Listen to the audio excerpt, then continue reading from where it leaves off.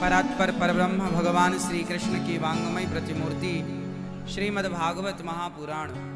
दूर दूर से आई हमारी माताएं बहनें श्रोतागण भक्तगण साधना टीवी और यूट्यूब पर कथा का रसपान कर रहे सभी भक्तों को सबका बहुत बहुत स्वागत वंदन अभिनंदन। सबको जय श्रीमन्नारायण। मैया बोलो मेरी माँ जय श्रीमन्नारायण।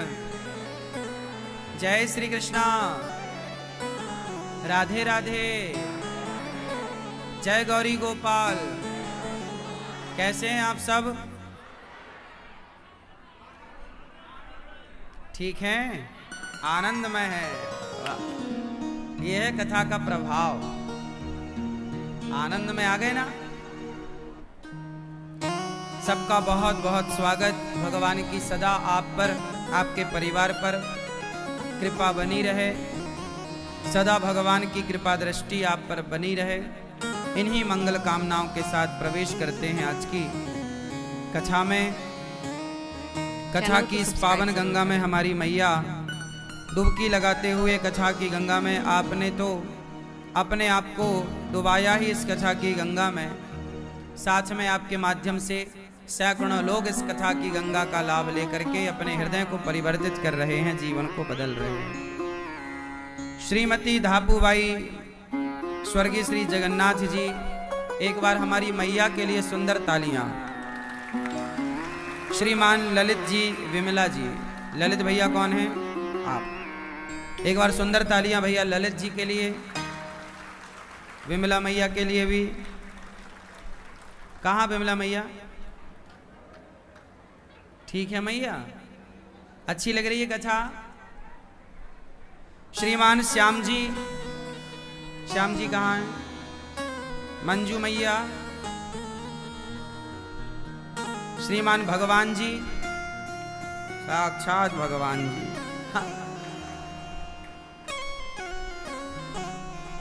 सीमा मैया, गोपाल जी, प्रीतम जी, चेतन जी, हैप्पी।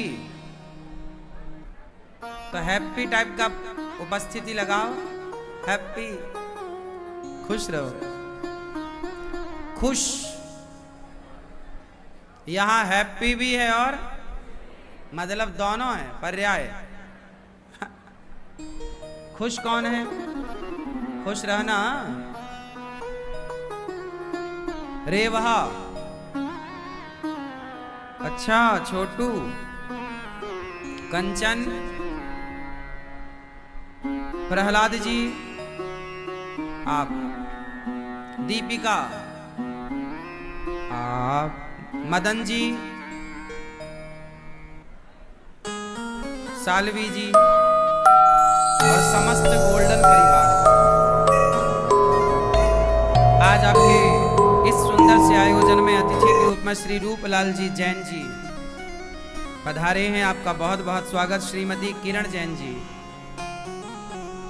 श्री सुरेश जैन जी, श्रीमती माया जी जैन, स्वागत है आपका।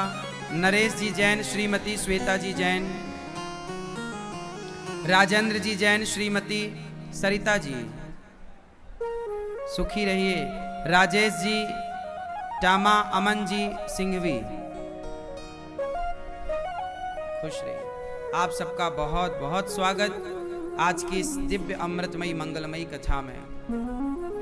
आप साधना टीवी और यूट्यूब पर जो जुड़ रहे हैं, आप सभी दर्शक, पीछे भक्त जो बैठे हैं, हमारी माताएं बहनें, आप सबका भी बहुत बहुत स्वागत, सबका वंदन अभिनंदन। फिर से एक बार सबको जय श्रीमन्नारायण। बोलो मेरी माँ जय श्रीमन्नारायण। बोलो श्रीमन्नारायण चरणौ। भाई आप काहे नहीं बोल रही हो? गुस्सा हो क्या? आपका नाम नहीं बोला इसलिए गुस्सा हो गई क्या? हाँ? बोल दिया आपका नाम, फिर भी गुस्सा हो? बोलो श्रीमन्नारायण चरणौ शरणम प्रपद्ये श्रीमते नारायणाय नमः। क्या मतलब हुआ इसका? फिर बोल रहा हूं, सारे लोग अर्थ करिएगा। श्रीमन्नारायण चरणौ शरणम प्रपद्ये श्रीमते नारायणाय नमः। क्या अर्थ हुआ? श्रीमन्नारायण, श्रीमन्नारायण का मतलब क्या हुआ? हे श्रीमन्नारायण मतलब हे लक्ष्मी सहित नारायण। श्री मतलब लक्ष्मी, लक्ष्मी सहित नारायण। श्रीमन्नारायण का जरा अर्थ समझिएगा। श्री मन नारायण, तीन भागों में डिवाइड करिए। श्री बोलो, श्री मन नारायण। इन तीनों में मन कहाँ है? बीच में। तो बीच में मन को इसलिए रखा है कि मन तो इस तरफ भागेगा तो श्री मतलब लक्ष्मी मिल जाएंगी, इस तरफ भागेगा तो नारायण मिल जाएंगे। मतलब लक्ष्मी नारायण के ही चरणों में रहना और कहीं मत भाग जाना। तो मन को बीच में रखा, श्रीमन नारायण। मन को कहाँ रखा? ताकि मन इस तरफ भागे तो माता लक्ष्मी जी पकड़ लेंगी, इस तरफ भागेगा तो भगवान श्रीमन। तो हमारा मन कहाँ रहे? बीच में, भगवान श्रीमन नारायण के। इसलिए श्रीमन नारायण, इसलिए जय श्रीमन नारायण। तो अब मैं जो बोलूंगा उसका अर्थ बताइएगा। श्रीमन नारायण चरणौ शरणम प्रपद्ये। क्या अर्थ हुआ? हे श्रीमन नारायण, हे लक्ष्मी सहित नारायण। हम अकेले नारायण की ऐसी ही कथा सुनने के लिए चैनल को सब्सक्राइब जरूर करें। हमारे यहाँ युगल उपासना होती है। अकेले राम की उपासना नहीं होती, सीताराम की होती है। अकेले कृष्ण की उपासना नहीं होती, राधा सहित कृष्ण। तो हमारे यहाँ कौन सी उपासना है? अकेले शंकर जी का कहीं मंदिर ना मिलेगा। जहां होगा मंदिर शंकर जी का, वहां माता पार्वती जरूर होंगी, सपरिवार, मतलब युगल उपासना। हाँ या ना? हमारे यहाँ कोई भी अलग अलग नहीं है। लक्ष्मी अकेली नहीं, अकेली लक्ष्मी का वाहन उल्लू है। यदि आपने अकेले लक्ष्मी को बुलाया तो उल्लू पे आएंगी, तुम्हें उल्लू बना के चली जाएंगे। इसलिए अकेले लक्ष्मी को कभी नहीं बुलाना चाहिए। रावण ने अकेले सीता मां को चुराया, सर्वनाश हो गया। अच्छा जरा सोचो कि रावण ने सीता मां को चुराया, राम को भी चुरा लिया होता दोनों को साथ में, फिर अशोक वाटिका में रखता तो रावण के कोई पुतले जलाता कि रावण की पूजा करता? बोलो। यदि रावण ने राम के साथ सीता मां को चुराया होता, उदाहरण समझो जरा, इमेजिन करो कि रावण ने सीता मां को राम जी के साथ चुराया हो, दोनों को चुराया होता और ले जाके अशोक वाटिका में दोनों को संग रखता, वो दोनों की सेवा करने लग जाता, तो बताओ कोई रावण के पुतले जलाता? अरे पलकों में बिठाते लोग रावण को। नहीं, गलती क्या करी? एक की उपासना की, एक की उपासना, लक्ष्मी की उपासना की। सीता कौन है? लक्ष्मी। लक्ष्मी की उपासना की पर नारायण की उपासना भूल गया। नारायण कौन है? राम। नारायण कौन है? लक्ष्मी की उपासना तो की उसने, पर नारायण की उपासना भूल गया। नारायण से कर ली दुश्मनी और लक्ष्मी जी से कर लिया प्यार, हो गया बंटा ढार। इसलिए आप लोग भी लक्ष्मी अकेली नहीं, श्रीमन नारायण, श्री मतलब लक्ष्मी सहित नारायण। तो श्रीमन नारायण चरणौ, हे श्रीमन नारायण, हे लक्ष्मी सहित नारायण, हम आपके चरणौ मतलब आपके चरणों की, शरणम मतलब शरण, प्रपद्ये मतलब ग्रहण करते हैं। हे श्रीमन नारायण, हम आपके चरणों की, बोलो हे श्रीमन नारायण, हम आपके चरणों की शरण ग्रहण करते हैं। फिर आया श्रीमते नारायणाय नमः। श्रीमते, मते क्या है? श्रीमते, मते क्या है? श्रीमान तो सुना है, श्रीमती तो सुना है। अच्छा सुनो, स्त्री को बोला जाता है श्रीमती, पुरुष को बोला जाता है श्रीमान, और भगवान को बोला जाता है श्रीमते। श्रीमती मतलब स्त्री, ये सांसारिक स्त्री श्रीमती हो सकती है, सांसारिक पुरुष श्रीमान हो सकता है, लेकिन भगवान श्रीमती और श्रीमान नहीं हो। भगवान को आप नहीं बोल सकते श्रीमान भगवान जी, श्रीमान भगवान को नहीं बोल सकते। श्रीमान किसी पुरुष को बोल सकते हैं, पिता को बोल सकते हैं, भाई को बोल सकते हैं, बड़ों को बोल सकते हैं, अतिथि को बोल सकते हैं। श्रीमान जी आइए, क्या बोलेंगे? मां को बोल सकते हैं आप श्रीमती। पुरुष क्या बोलता है? ये मेरी श्रीमती है। तो सांसारिक रिश्तों में श्रीमती और श्रीमान चलता है, पर जब भगवान और भक्त का रिश्ता आएगा तो वहां श्रीमती श्रीमान नहीं, जो विशेष हो, सबसे श्रेष्ठ श्रीमते केवल भगवान में प्रयोग होगा, किसी इंसान में यह शब्द प्रयोग नहीं हो सकता। तो श्रीमते केवल भगवान के लिए। श्रीमते नारायणाय। नारायणाय एक होता है नारायण, अब नारायण में अणाय जुड़ गया, अणाय, नारायणाय, तो इसका अर्थ बदल गया। नारायण का मतलब हो गया भगवान, और ना बोलो नारायणाय, बोलो नारायण, ये तो सिंपल हो गया ना, इसका मतलब भगवान श्रीमन नारायण। अब आपने बोला नारायणाय, बोलो, इसका अर्थ क्या हुआ? इसका अर्थ बदल गया। नारायण और नारायणाय में ये अंतर आ गया कि नारायण बोध कराता है भगवान का। जहां भी आप बोलो नारायण तो किसका बोध हुआ? भगवान का। लेकिन आपने बोला नारायणाय, तो इससे क्या हुआ? इसका अर्थ ये हो गया कि हे श्रीमन नारायण आओ, मतलब आप भगवान को बुला रहे हैं, ये अर्थ हो गया। नारायण में अणाय जुड़ गया तो अर्थ क्या हो गया?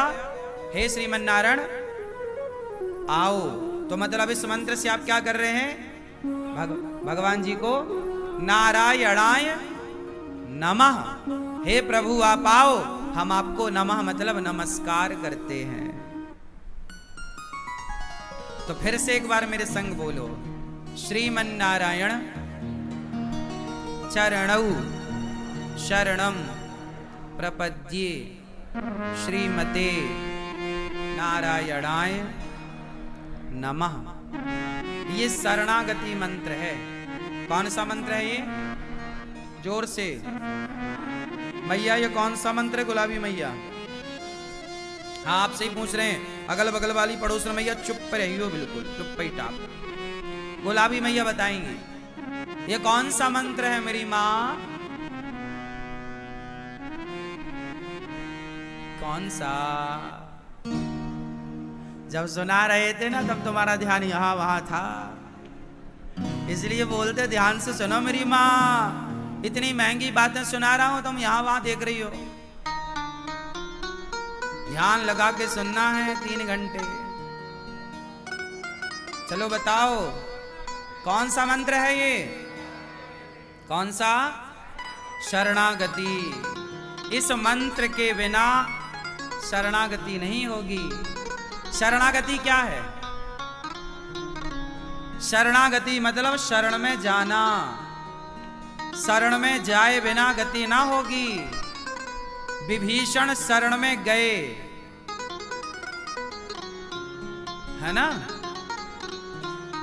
सुग्रीव शरण में गए, हनुमान जी शरण में। जो शरण में जाएगा उसकी सदगति होगी, शरण में नहीं जाएगा तो सदगति। तो शरण में चलना है। हे प्रभु हम आपकी शरण में हैं। श्री कृष्ण शरणम मम, श्री कृष्ण शरणम मम मतलब हे प्रभु हम आपके शरण में हैं, हमें स्वीकार कीजिए। हम आपके योग्य नहीं। जैसे गाय बछड़े को जन्म देती है तो बछड़ा बिल्कुल अपवित्र होता है, मलमूत्र से भीगा। फिर गैया क्या करती है? चाटती है। गौ माता उस बछड़े को चाटती है और चाट चाट करके उसे पवित्र कर देती है, और वो बछड़ा बिल्कुल निर्मल हो जाता है।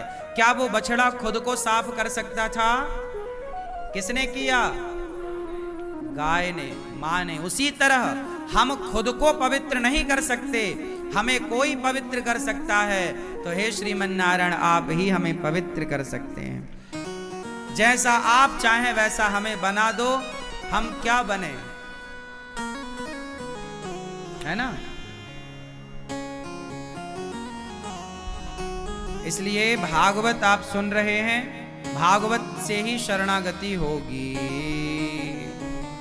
सज्जनमाद्यस्य यतोऽन्वयादितरतस् चार्थे स्वभिज्ञः स्वराट् तेने ब्रह्म हृदयादि कवये मुह्यन्ति यत्सूरयः तेजो वारिमृदां यथा विनिमयो यत्र त्रिसर्गो मृषा धाम्ना स्वेन सदा निरस्तकुहकं सत्यं परं धीमहि। जन्म आदि यस्य जन्माद्यस्य जन्माद्यस्य यतः जन्माद्यस्य जिस परमात्मा के द्वारा हमारा जन्म हुआ, पालन हुआ, जो भगवान सब कुछ जानने वाले हैं। अच्छा, भगवान शब्द का अर्थ क्या है बताओ, भगवान किसे कहते हैं? Who is God? भगवान किसे कहते हैं आप बताओ। हाँ, कण पानी को भगवान किसे कहते हैं? हाँ? भगवान की परिभाषा क्या है? आप आस्था, आत्मा, भगवान किसे कहते हैं? नहीं बताएंगे? मैया आप बताओ भगवान किसे कहते हैं? ये मैया बताओ, ब्रह्माणी रुद्राणी बता, मेरी माँ बता, भगवान किसे कहते हैं? नहीं, देखो गलत बात है। सनातनी होना तो आपके भगवान को दिन रात तुम पूजते हो, भगवान भगवान भगवान भगवान, और भगवान की परिभाषा ही नहीं जानते हो। कल को कोई विधर्मी तुमसे पूछ ले कि भगवान किसे कहते हैं, तुम तो जवाब ही ना दे पाओगे। तुमने सत्संग करना छोड़ दिया, तुमने ज्ञान को धारण करना छोड़ दिया, इसलिए विधर्मी बढ़ गए। तुमने समझना और समझाना छोड़ दिया। तुम भगवान भगवान तो करते हो पर भगवान का अर्थ नहीं समझते हो, इसलिए लोग गलत रास्ते में जा रहे हैं। और बदनाम कौन हो रहा है? अरे वो तो इतना बड़ा भक्त था फिर भी वैसा हो गया, क्योंकि उसे भक्त का अर्थ ही नहीं पता था। भक्ति कहते किसे हैं, भगवान किसे कहते हैं, कुछ पता ही नहीं। बस सब लोगों को तो ये लगता माला जप रहे हैं मतलब भक्त हैं। माला जपना और भक्त होना दोनों अलग अलग बातें हैं। ये औपचारिकता भी तो हो सकती है, आपका मंदिर जाना फॉर्मेलिटी भी तो हो सकता है।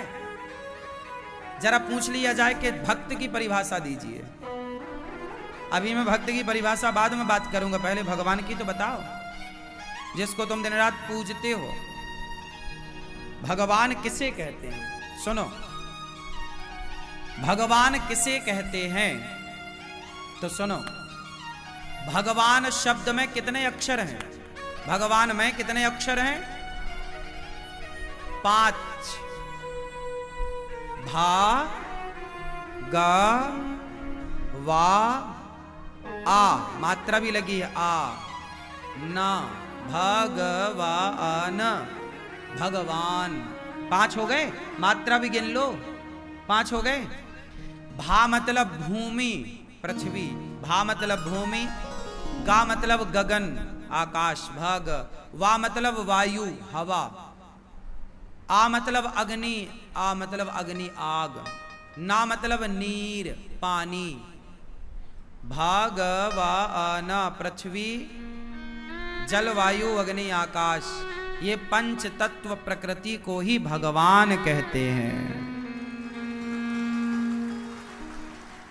पंच महाभौतिक, हम किसकी उपासना करते हैं? प्रकृति की। इसलिए हिंदू धर्म में ध्यान से सुनना, नदियों की पूजा का वर्णन है।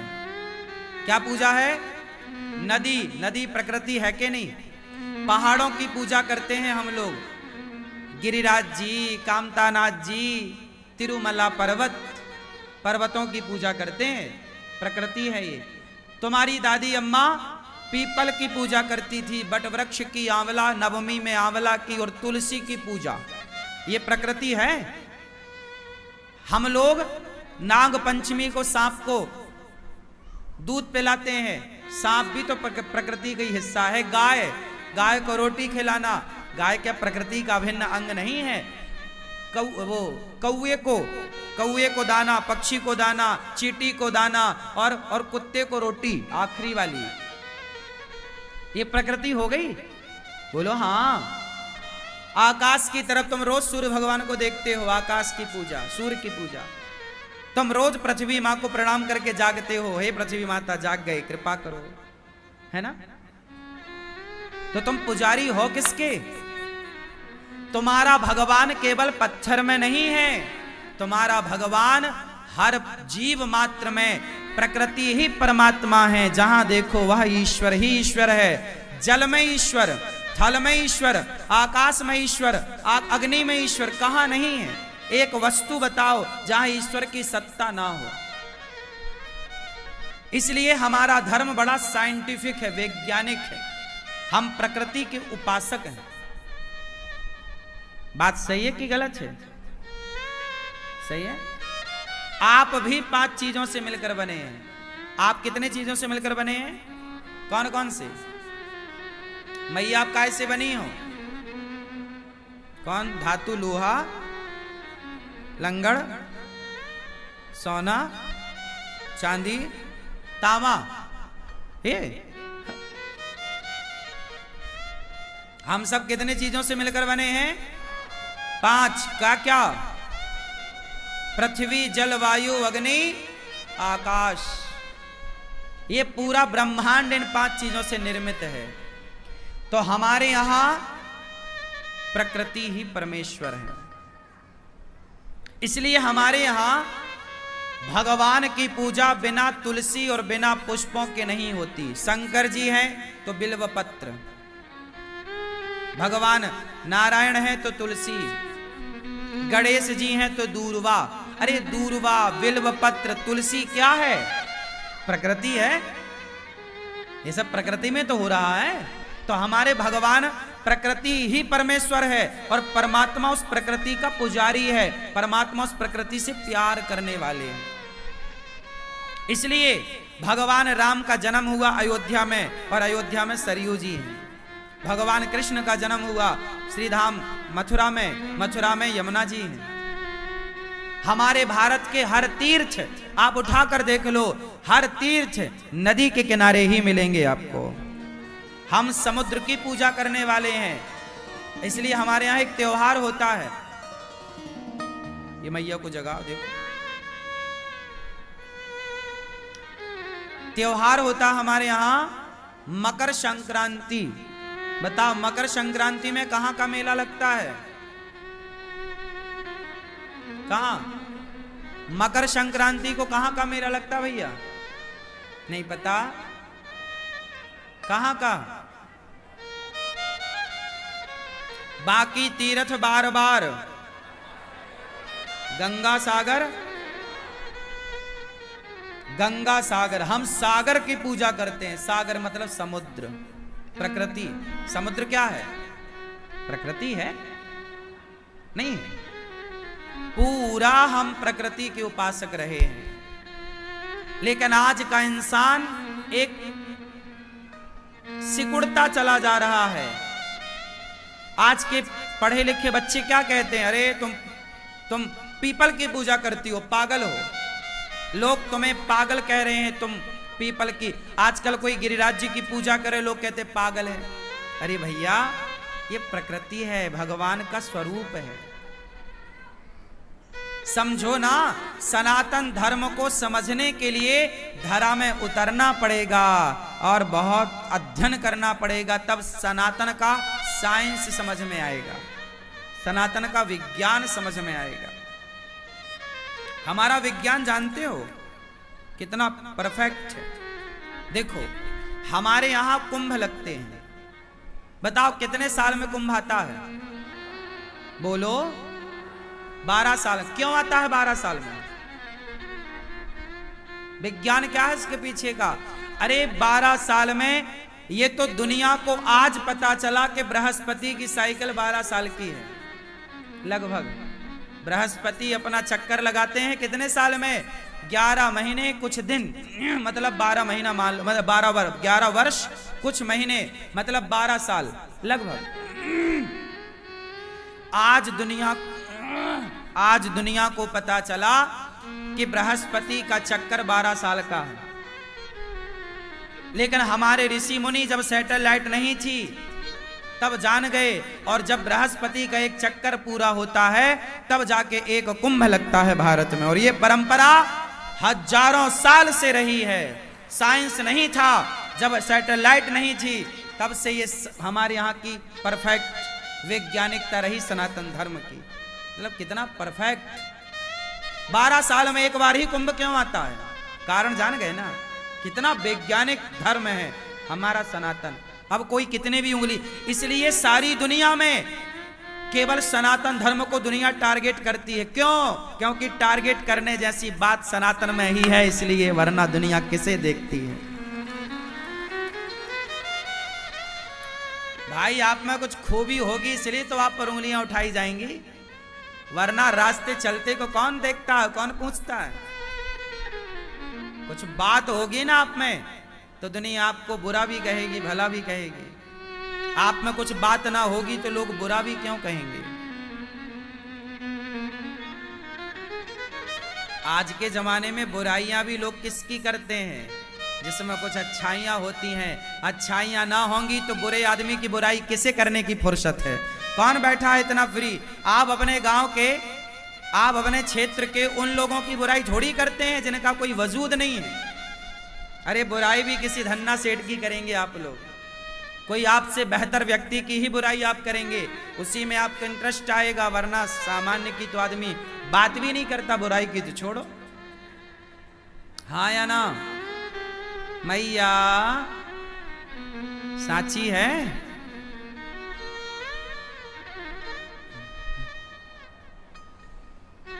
हमारा सनातन धर्म मस्त वैज्ञानिक है। तो भगवान किसे कहते हैं? प्रकृति को। अच्छा दूसरी परिभाषा सुनो, केवल एक नहीं और भी सुनो, याद कर लो, काम आएगी। भगवान किसे कहते हैं? जो बिना कान के सुनता हो, जो बिना आंख के देखता हो, जो बिना पांव के चलता हो, उसे भगवान। बिनु पग चलहि सुनहि बिनु काना, कर बिनु कर्म करहि विधि नाना। भगवान किसे कहते हैं? जो बिना पांव के चलता हो। कौन है बिना पांव के चलने वाला? कहां चले बिना पांव के? चलो बताओ। भगवान बिना पांव के चलते कहां चले? उदाहरण दो, चलो बताओ। बिना पांव के कहां चले भगवान? उदाहरण दे के बताओ। हम आपको कथा का सार सार सुना रहे हैं, समझ में आए तो बताओ। सीधी सीधी कथा सुनना हो तो हम वो सुनाएं। एक राजा था, एक रानी थी, एक राजा था, एक रानी थी, दोनों मर गए, खत्म कहानी। ये कहानी सुनना हो तो बताओ कि हम सार सुनाएं। क्या सुनाएं? ये जो मैं आपको बता रहा हूं ना, ये शास्त्र ही, ये भागवत का ही रहस्य है। ये गहरी बातें हैं, पर गहरी बातें तो गहराई में जाके प्राप्त होंगी ना। अब गहराई में जो जाएगा वो गहरी बातें करेगा, नहीं जाएगा तो करेगा क्या? तो ध्यान से समझना। चलो बताओ, बिना पांव के भगवान कहां चले? देखो आया ना, ये चौपाई किसे याद है? तुलसीदास जी लिख रहे हैं, बिनु पग चलहि सुनहि बिनु काना, कर बिनु कर्म करहि विधि नाना। अब यहां लिखा है कि बिनु पग चलहि।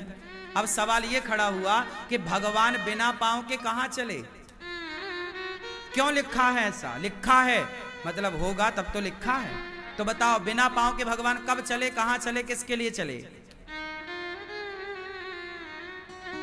बताओ या हम बता दें? मैया सुन रही हो नमा।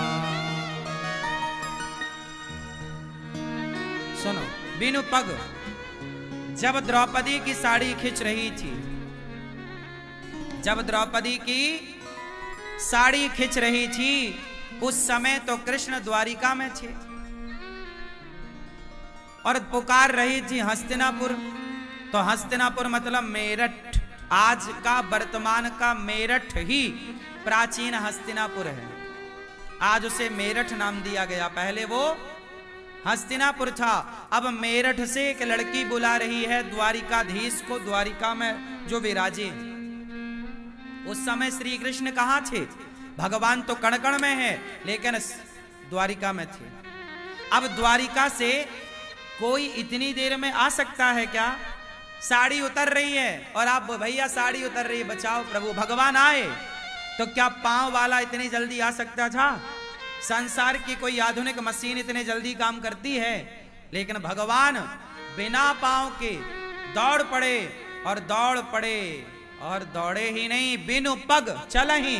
बताओ, द्रौपदी के लिए बिना पांव के दौड़े कि नहीं, और टाइम से आए कि नहीं? तो बिनु पग चले ही, सुन ही बिनु काना। द्रौपदी ने पुकारा, मेरठ में था, और पुकारा सुन लिया कहां? द्वारिका में। तो बिना कान वाला कितना सुनेगा, कितनी दूर की सुनेगा? पर भगवान सुन लिए ना। तो बिना पांव के दौड़े और बिना पांव के सुना, और कर बिनु कर्म, हाथ नहीं लगाया और साड़ी बढ़ा दी, लाज बचा दी। हाथ लगाए बिना जो लाज बचाते हो उन्हें भगवान कहते हैं। जो बिना पांव के चलते हो, बिना कान के सुनते हो, जो बिना हाथ लगाए लाज बचाते हो, उन्हें भगवान कहते हैं। और सुनो, भगवान किसे कहते हैं? भगवान की परिभाषा, क्या सारे लोग भगवान हो सकते हैं?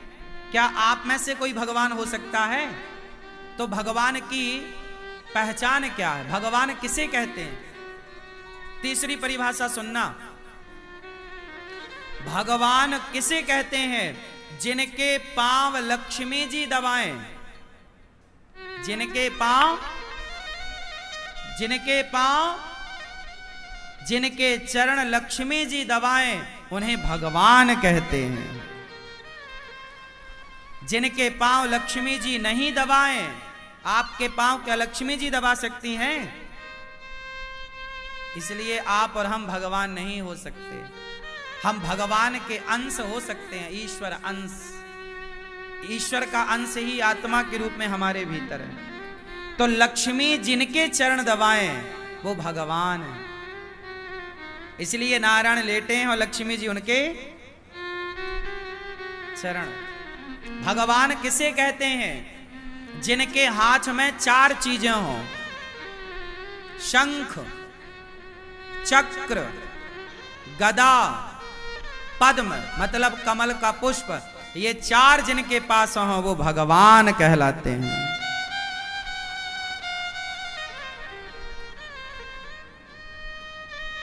सारे भगवान कोई भी, जैसे आप कहते हो ना, आप कहते हो हमारे मंदिर में इतने सारे भगवान हैं ना, भगवान इतने सारे, आपने ये कह दिया कि इतने सारे भगवान, ये सेंटेंस ही गलत हो गया। भगवान इतने सारे होते ही नहीं, भगवान तो एक है। इसलिए जब राम जी प्रकट भये तो आपने ध्यान से सुना होगा, भगवान राम जब प्रकट भये थे कौशल्या जी के यहां, तो कितने हाथ लेकर आए थे? आयुध भुज चारी। नहीं, आप लोग स्तुति गाते, भय प्रगट कृपाला दीन दयाला कौशल्या हितकारी, इसी में तो आता है आयुध भुज चारी। चारों आयुध लेकर आए और चार भुजा लेकर आए राम, मतलब वही नारायण राम बनकर आए। चार भुजा लेकर आए। बाद में माता कौशल्या ने कहा चार नहीं, दो बाला चाहिए, तो दो गायब कर दिए। और सुनी बचन सुजाना रोदन ठाना, होए बालक सुरभूपा। सुनी बचन सुजाना, माता के वचन सुनकर के राम जी रोने लग गए, क्योंकि संसार में आए हैं बालक बन के तो लीला करनी पड़ेगी। विप्रधेनु सुर संतहित लीन मनुज अवतार, परित्राणाय साधूनां विनाशाय च दुष्कृतां धर्म संस्थापनार्थाय संभवामि युगे युगे। आना पड़ता है तो लीला करना है तो सिस्टम से चलना पड़ता है भगवान को। तो भगवान राम भी भगवान नारायण हैं। भगवान कृष्ण भी जब प्रकट भय तो लिखा है तमद्भुतम बालक मम्बुजेक्षणम चतुर्भुजम शंख गदार युधायुधम। देखो लिखा है जब भगवान कृष्ण का प्राकट्य हुआ तो उनके भी 4 हाथ, चतुर्भुज, बाद में 2 हाथ गायब किए। और द्वारिका में भगवान जितने टाइम रहे, भगवान श्री कृष्ण चतुर्भुज रूप में ही रहे। इसलिए द्वारिकाधीश का दर्शन करेंगे ना तो चतुर्भुज में ही दर्शन है। बात समझ में आई? तो भगवान कितने हैं? जोर से एक। क्या नाम है? क्या नाम है? श्रीमन नारायण। क्या नाम है? क्या नाम है? बाकी जितने हैं वो कौन है? अब दुर्गा कौन है? तो दुर्गा सुनो कौन है? भगवान श्रीमन नारायण की शक्ति का नाम दुर्गा है। भगवान श्रीमन नारायण के कल्याण करने की क्षमता का नाम शिव है। शिव मतलब कल्याण होता है। भगवान श्रीमन नारायण का विष्णु सहस्त्र नाम पढ़ेंगे ना तो भगवान श्रीमन नारायण का एक नाम शिव भी है। शिव कौन है? शंकर जी कौन है? हनुमान जी कौन है? हनुमान जी जब छाती फाड़ते हैं तो भीतर कौन था? राम द्वारे, राम द्वारे, राम द्वारे, भैया बोलो, राम द्वारे। तुम्हें हनुमान चालीसा नहीं आता, मतलब पढ़ते नहीं हो बेटा? हनुमान चालीसा तो पढ़ा करो, नहीं पढ़ना चाहिए। चलो, राम द्वारे, तुम्हें भी नहीं आता हनुमान चालीसा। मैया राम द्वारे,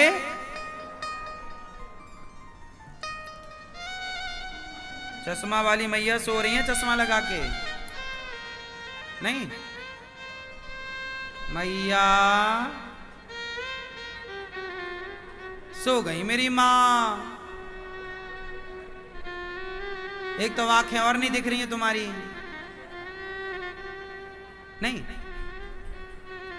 भैया बताओ, राम द्वारे होत ना आज्ञा, तुम्हें भी नहीं आ रहा हनुमान चालीसा? गलत बात बेटा। भारत के हो, सनातनी हो यार, कम से कम हनुमान चालीसा तो कंठस्थ कर लो।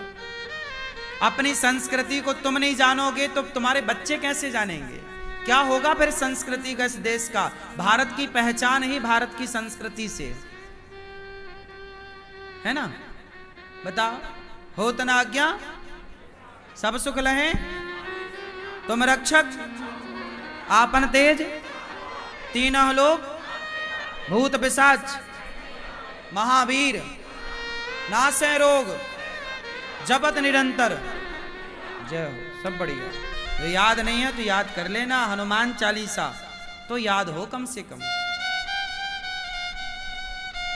बुद्धि बढ़ती है। हनुमान जी को प्रणाम करो।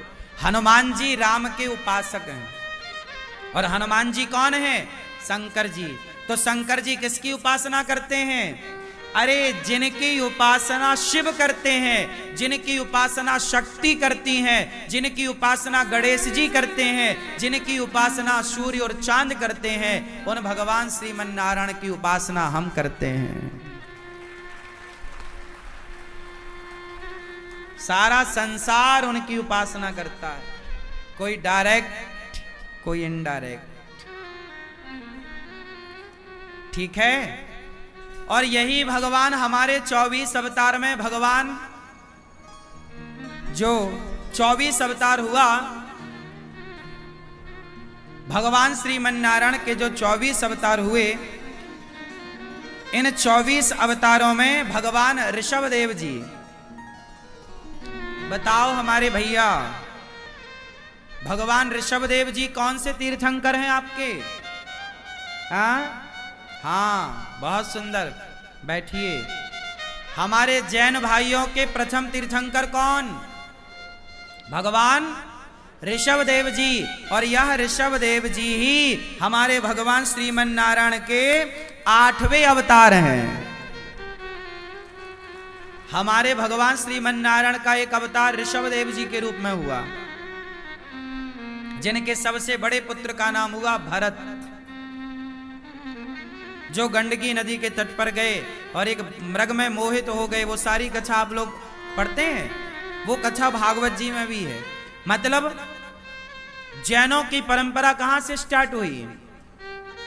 जैन भगवान ऋषभदेव जी से ही वो जैन परंपरा, क्योंकि भगवान ऋषभदेव जी ने सब त्याग करके जंगल में जाके प्रेम पूर्वक सबका त्याग करके वो डूब गए भगवत चिंतन में। वो भगवान ऋषभदेव जी जो हमारे 8वें अवतार हैं, भगवान नारायण के 24 अवतार हैं ना, उनमें जो 8वें अवतार भगवान ऋषभदेव जी हैं, उन ऋषभदेव जी से ही उनके परंपरा में फिर ये परंपरा स्टार्ट हुई, जिसे आज जैन परंपरा कहते हैं। तो ये जैन भी वही भगवान श्रीमन नारायण की उपासना कर रहे हैं, हाँ या ना? क्योंकि वो तो अलग नहीं है ना। अब देखो, हम लोग आपसी मनभेद मतभेद में अलग कर लें, ऊपर वो सब ठीक है, एक बाप के 2 बेटे हैं, वो अलग बना के खा रहा, वो अपना अलग बना के खा रहा, लेकिन मूल में तुम हो तो एक ही बाप की औलाद नहीं हो भाई। बाप तो एक ही है, तुम 4 भाई हो गए, 2 भाई हो गए, ऊपर बंटवारा हो गया, लेकिन भीतर तो। इसलिए भगवान ऋषभदेव जी से जैन परंपरा स्टार्ट हुई। तो ये भी सनातन है, ये परंपरा भी, जैन परंपरा भी सनातन परंपरा है, ये अलग परंपरा नहीं है। इसलिए अब हमारे गुरु नानक देव जी को देखिए, जो सिख भाई हैं पूरे भारत पूरी दुनिया में। ये सिख भाई जो हैं, आपने गुरुवाणी पढ़ी हो कभी, तो गुरुवाणी में कई जगह पर राम जी का नाम आता है, कई जगह पर भगवान श्री कृष्ण का उल्लेख आता है, हाँ या ना? गुरु ग्रंथ साहब में, गुरुवाणी में कई जगह, सैकड़ों जगह, 1-2 जगह नहीं, सैकड़ों जगह हरि नाम आता है, राम नाम आता है, कृष्ण नाम आता है। मतलब जो हमारे गुरु गोविंद जी हैं, गुरु नानक देव जी हैं, ये भी भगवान राम के उपासक रहे हैं, ये भी भगवान श्री कृष्ण के उपासक रहे हैं, ये भी भगवान श्री हरि के उपासक रहे हैं। और आज वही गुरु परंपरा के उपासक हमारे सिख भाई हैं। तो वो मूल में तो भगवान श्रीमन नारायण को ही उपासना कर रहे हैं ना, आचार्य जनों के चरण पकड़कर, हाँ या ना? तो आप कहीं से भी देख लो, मूल में चाहे हमारे जैन परंपरा हो, सिख परंपरा हो, ये सारी परंपराएं सनातन परंपराएं हैं मूल में। अब आज आप कुछ भी मानिए समझिए, लेकिन जड़ में जाएंगे तो एक ही पाएंगे। जैसे एक ही पेड़ है और उसकी शाखाएं अनेक हो गई। तो ये परंपराएं, इसलिए ये सारी बातें मैं इसलिए बता रहा हूं कि आप लोगों को बोध हो इन चीजों का, ज्ञान हो इन चीजों का। आपस में लड़के ना दुश्मन बन जाइएगा। अपने बच्चों को ये सारी बातें बताना चाहिए। हम हिंदुओं को ये बात बताएं कि भैया हम हिंदू, हम जैन और हम सिख ये अलग नहीं है। ऐसे सिखों को भी अपने बच्चों को ये बात बतानी चाहिए कि बेटा हम सिख, हम जैन और हम हिंदू ये अलग नहीं। ऐसे जैनों को भी बताना चाहिए अपने बच्चों को, बेटा हम सनातनी हिंदू, सिख और जैन हम तीनों अलग, ऊपर से हम अलग अलग मान्यता मानते हैं।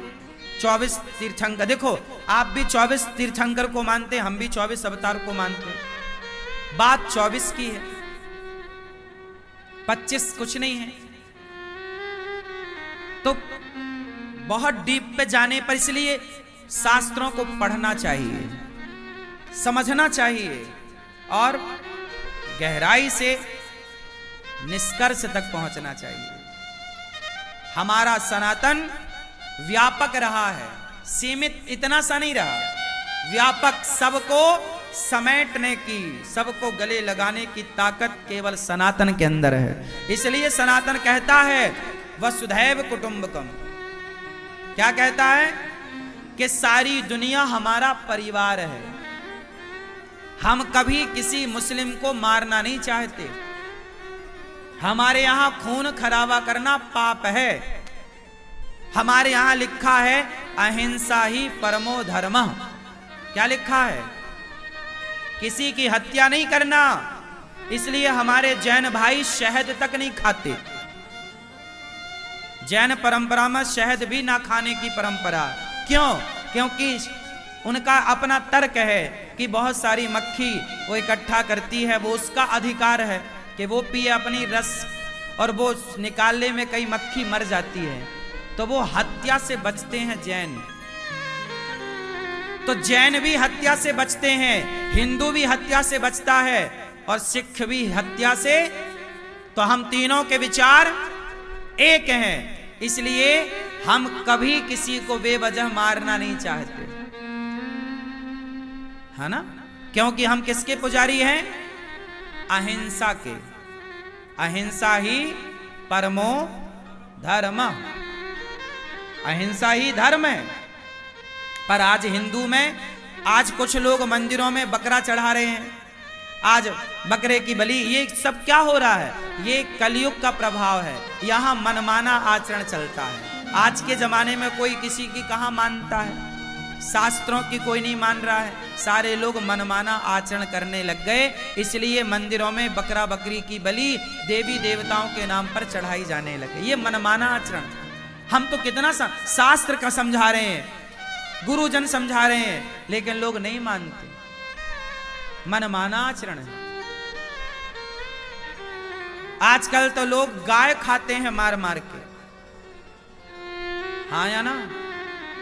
गाय खाते हैं भाई कुछ लोग। अब बताओ,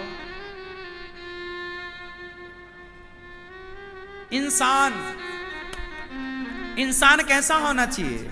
चलो, अभी मैंने भगवान की परिभाषा बताई, किस किस के समझ आई? किस किस को समझ में आई? हाथ उठा के हमें कंफर्म कराओ। आपको समझ में नहीं आई? पीछे दादाजी समझ में आई क्या? हाथ माथ उठाते रहो। मेरी माँ थोड़ा एक्सरसाइज होती चलेगी, थोड़ा नींद भी जाती रहेगी, वरना झपकियों पे झपकियां आ रही हैं।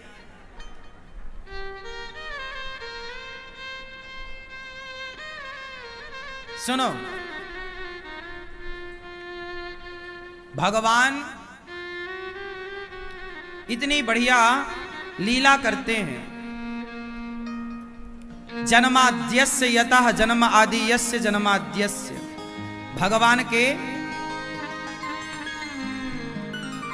भगवान स्वानैव राजति स्वराट, जो सब कुछ जानने वाले, वो भगवान को हम नमस्कार करते हैं। भागवत जी में धर्म की बात कही गई। अच्छा बताओ, आप में से कितने लोग हैं जो कर्म, अच्छा दो चीजें हैं, एक कर्म एक धर्म। कुछ लोग कहते हैं कर्म ही पूजा है। अच्छा बताओ, कर्म बड़ा कि धर्म बड़ा? सब बताओ।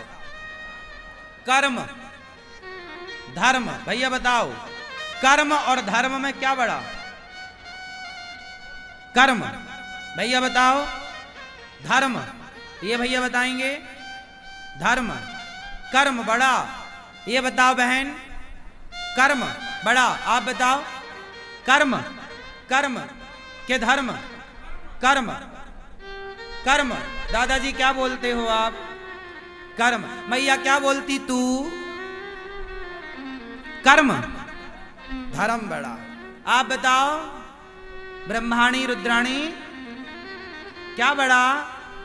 क्या? धर्म कर्म। आप बताओ त्रिदेवियों, क्या बड़ा? कर्म। पीछे वाले भैया हमारे जिन्हें हनुमान चालीसा नहीं आता, वो भैया बताएंगे क्या बड़ा? हैप्पी भैया, क्या बड़ा? धर्म कि कर्म? धर्म। ये भैया बेटा खुश, तुम बताओ क्या बढ़ा? कर्म। 80%, 90% लोगों ने कहा कर्म बढ़ा, 10% लोगों ने कहा धर्म बढ़ा। अब देखो फिर उलझ गई गुत्थी। अब कोई कह रहा कर्म बढ़ा, कोई कह रहा धर्म बढ़ा। अब हम बताएं कि क्या बढ़ा? कौन कौन सुनना चाहेगा? सुनो फिर, क्या बढ़ा? कर्म बढ़ा ऐसा कुछ लोगों ने कहा, धर्म बढ़ा ऐसा कुछ लोगों ने कहा। क्या बढ़ा? कंफ्यूजन हो गई। बेटा बैठो, बिंदास सुनो जरा, जी भर के बैठ जाओ, जल्दी बैठो, टुप्पी टाप। हाँ ऐसे ही, पीछे वाले लोगों को भी देखना चाहिए। यहां आओ, यंगा गई थी, आवा यंगा गई थी, बैठा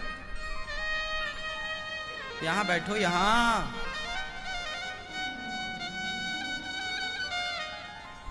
कर्म। अब आप लोगों ने बोला कर्म बढ़ा, तो बताओ, कसाई गाय काट रहा है, वो कर्म ही तो कर रहा है। शराबी शराब पी रहा है, वो कर्म ही तो कर रहा है। गंजेड़ी गांजा मार रहा, कर्म ही तो कर रहा है। कोई लड़की को छेड़ रहा है, वो कहेगा भाई हमारा कर्म कर रहे हैं, तुम जाओ। कोई वैश्या के घर जा रहा है, बोले हम अपना कर्म कर रहे हैं। आपने बोला कर्म बढ़ा, तो फिर कसाई का गाय काटना भी ये कर्म बढ़ा। फिर गांजा पीना है, गंजेड़ी गांजा पी रहा, वो कर्म बढ़ा क्या? शराबी शराब की दुकान में गया, क्या बोलता? भैया मैं अपना कर्म कर रहा हूं। शाम को 6 बज गए, वो अपने कर्म करने पहुंच गए, भैया जरा एक पहुआ देना। कर्म कर रहा है। और आप लोगों ने बताया कि जी कर्म बढ़ा है, तो फिर कर्म बढ़ा है तो शराबी शराब पी रहा है, गंजेड़ी गांजा पी रहा है, कसाई गाय काट रहा है, बलात्कारी बलात्कार कर रहा है, ये सब कर्म ही तो है। क्यों? ये सब क्या है? आपने तो बोला कर्म बढ़ा है। आप सबने, अधिकाधिक लोगों ने, बुद्धिजीवी लोगों ने बोला कर्म बढ़ा है। तो कर्म तो भैया कसाई भी कर रहा है। तो बताओ फिर आप कि गाय का काटना, बकरे को काटना, मुर्गी का दुकान वाला ना, वो मुर्गी, वो कर्म ही तो कर रहा है। मुर्गी को मशीन में डालता, पंख नुच जाते हैं, तड़प के मर जाती है। मशीन नहीं थी तो पंख नोचे जाते थे मुर्गी के, गर्दन में तलवार चला दी जाती, मर जाती थी। वो कर्म ही तो कर रहा था। तो क्या ये कर्म पूजा है? बोलो। इसका मतलब आप रॉन्ग है, गलत है। कर्म ही पूजा है, ये सेंटेंस गलत है।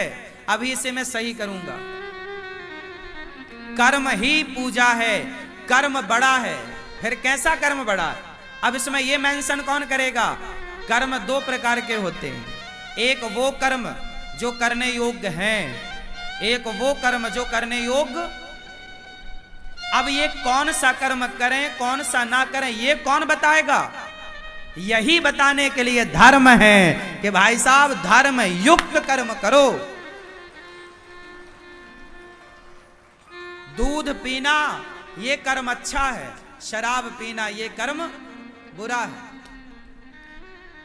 गाय की, जीव जंतु की रक्षा करने का कर्म अच्छा है, पर गर्दन पे तलवार चलाने का कर्म, हाँ, इसलिए कर्म ही पूजा है। ये सेंटेंस गलत है। लेकिन तुमने ट्रक के पीछे पढ़ी होगी ये लाइन, याद कर ली। अब ट्रक के पीछे लिखने वाले कितने ज्ञानी होंगे? इसलिए ट्रक के पीछे का ज्ञान ना अपनाओ, शास्त्रों का ज्ञान अपनाओ, भगवद गीता का ज्ञान अपनाओ। ऐसे ट्रक के पीछे का ज्ञान अपनाओगे तो वो लाइनें लिखने वाले हैं कितने बुद्धिमान। वो तो खुद कबाड़ी हैं, तो ज्ञान कितना अच्छा देंगे। इसलिए धर्म युक्त कर्म, बोलो मेरे संग, बोलो धर्म, धर्म युक्त कर्म ही पूजा है। यदि आप कह दोगे कर्म पूजा है तो बात गलत हो जाएगी। धर्म युक्त, क्या आपके कर्म में धर्म है? कोई कसाई गाय काट रहा है, अब बताओ क्या उसके कर्म में धर्म है? उत्तर दो। नहीं, उसके कर्म में अधर्म है। उसके कर्म में अधर्म है, ना कि धर्म। इसलिए उसका कर्म पूजा नहीं हो सकता। कसाई का कर्म पूजा है क्या? बलात्कारी का कर्म पूजा है क्या? नहीं, क्योंकि उसके कर्म जब जब जब कर्म के आगे धर्म जुड़ेगा, धर्म के अकॉर्डिंग, धर्म के हिसाब से जब कर्म होगा, तब जाके वो कर्म पूजा बनेगा। यदि उस कर्म के आगे धर्म नहीं जुड़ा, तब वो कर्म तुम्हारा कभी पूजा नहीं हो सकता। किस किस को बात समझ में आ गई? क्या समझ में आया? कर्म बड़ा कि धर्म? हाँ, क्या बड़ा? धर्म बड़ा। क्या बड़ा? क्योंकि कर्म के आगे जब तक धर्म नहीं जुड़ेगा, वो कर्म श्रेष्ठ नहीं होगा। भाई, राम के कर्म में और रावण के कर्म में अंतर क्या है? राम के कर्म में धर्म था, लेकिन रावण के कर्म में धर्म, राम के कर्म में धर्म था। धर्म क्या? माँ ने कहा वनवास जाओ, जी माँ, चले गए, ये धर्म है। माँ की बात मानना, पिता की बात मानना धर्म है। धर्म। सूपनखा आई, वाह तुम कितने सुंदर हो, ब्याह कर लो। ऑफर दिया सूपनखा ने, राम बहुत सुंदर हो, आई लव यू, ब्याह कर लो। ऑफर दिया उसने, लेकिन राम ने आंख उठाकर ना देखा। ये राम का क्या है? जोर से, पराई औरत को देखना धर्म है कि अधर्म है? लेकिन राम ने त्याग दिया, उस पराई नारी को देखा नहीं। राम जी क्या है? धर्मवान। राम ने कर्म किया, पर सारे कर्मों में धर्म था, इसलिए मंदिर बनाकर पूजा जाता है राम को। जबकि रावण ने कर्म किया, लेकिन कर्म में उसके धर्म नहीं था। क्या पराई औरत को चुरा लेना धर्म था? बताओ। तो रावण के कर्म में धर्म, इसलिए रावण के पुतले जलाए जाते हैं। याद रखना दोस्तों, कर्म करना, पर वही कर्म करना जिस कर्म में धर्म हो। धर्म होगा तो मैं कर्म करूंगा, धर्म नहीं होगा मैं कर्म। अनिरुद्धाचार्य वही करता है जो धर्म होता है। मेरा धर्म है सत्य बोलना। आप 1 करोड़ रुपए दो मुझे, मैं नहीं छोड़ूंगा धर्म को। 100 करोड़ दीजिए, मैं अपने धर्म का त्याग नहीं कर सकता।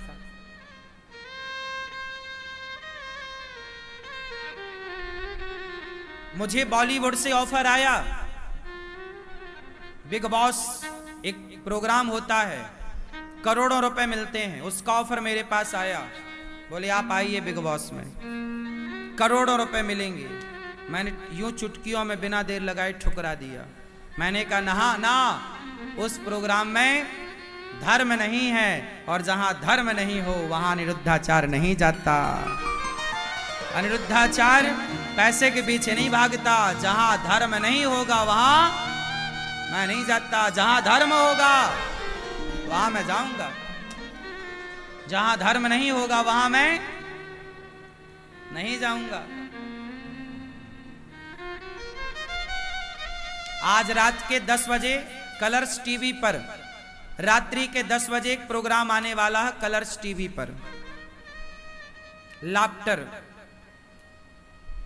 है ना। उस प्रोग्राम में उन्होंने मुझे बुलाया क्योंकि जन्माष्टमी का प्रोग्राम किया, उसमें धर्म था, तो मैं वहां गया। आज रात के प्रसारित होगा कलर्स चैनल पर रात्रि के 10 बजे लाफ्टर शो, उस पे मैं गया।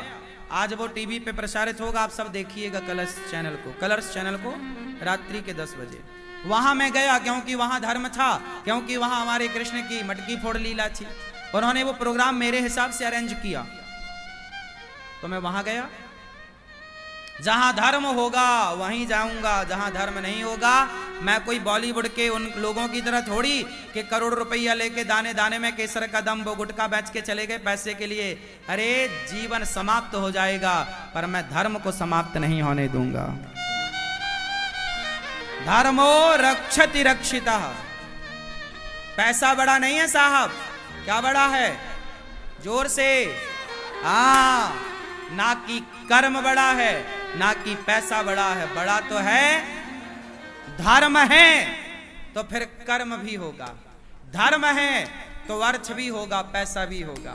धर्म है तो कामनाएं भी पूरी होंगी। इसलिए धर्म, अर्थ, काम, मोक्ष 4 पुरुषार्थ हैं सनातन में।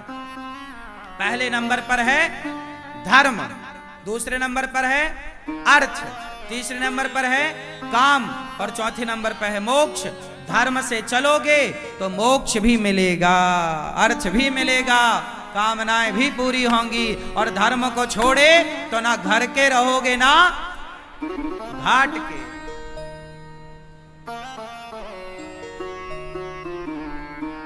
स्वधर्मे, गीता में लिखा है, स्वधर्मे निधनम श्रेयः पर धर्मो भयावह। खुद के धर्म में रहकर मर जाना श्रेष्ठ है, पर अपने धर्म का परित्याग करना श्रेष्ठ नहीं है। हमारे भगवान क्यों आते हैं संसार में? धर्म संस्थापनार्थाय संभवामि।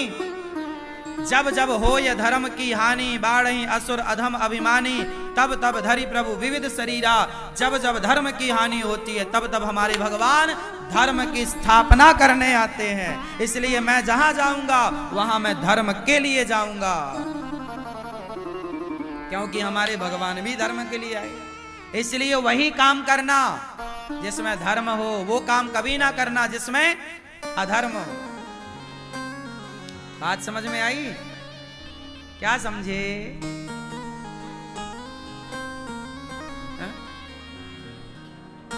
दारू पियोगे? नहीं। धर्म। शराब पीते हो आप लोग? शराब पीते हो आप जी? कभी कभी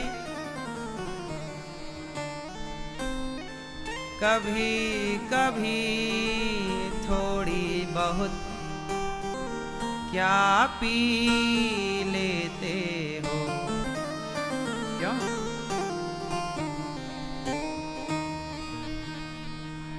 शराब पीना पाप है और नदी किनारे सांप है।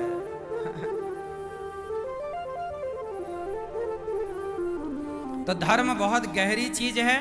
धर्म को समझना इतना आसान नहीं है। जब बहुत आप सत्संग करेंगे तब हल्का फुल्का धर्म समझ पाएंगे।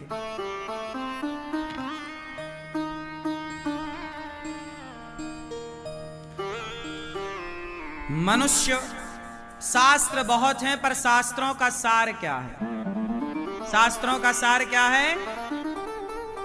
शास्त्रों का सार क्या? 4 वेद 6 शास्त्र में बात मिली है 2। दुख दीन है दुख होते हैं, सुख दीन है सुख हो। शास्त्रों का वचन है सुख देने से सुख और दुख देने से। भगवान के 24 अवतारों का भागवत जी में वर्णन है। अब महाभारत की पावन कथा आप लोग सुनिए।